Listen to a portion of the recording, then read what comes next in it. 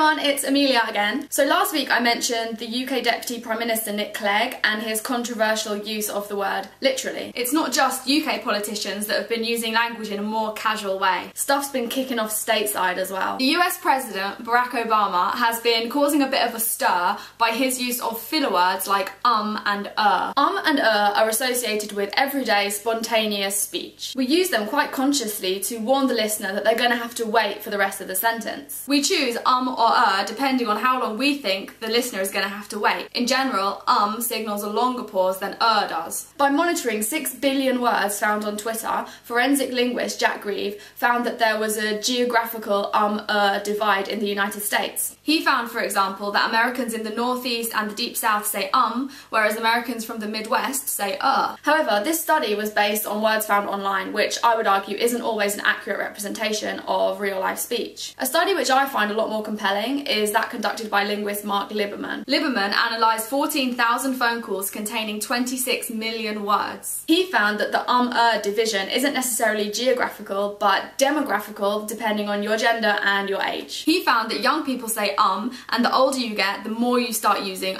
He also found that at all ages, men say more than women, and at all ages, women say more than men. And considering that signals a longer pause than it seems that women need more time to stop and think when they're speaking. Why could that be? One possible explanation is that women are linguistically more circumspect than men. That is, they're less keen to take risks and they're more likely to think about what they're going to say and how to say it in a way that won't offend or startle the listener. Another study revealed that women use discourse markers like, you know, I mean, and like a lot more often than men as well. These characteristics of speech are characteristics that are associated with being more empathetic and more conscientious. When I finish a sentence with, you know, I'm inviting the listener to participate rather than me just making an assertive statement and expecting them to accept it. Empathy and conscientiousness are traits which are associated with femininity. In most societies, kindness, empathy and conscientiousness are qualities that women are expected and encouraged to exhibit from a really young age, whereas men are expected to exhibit strength and assertion. Although this is of course part of a wider problem, it's clear that we all and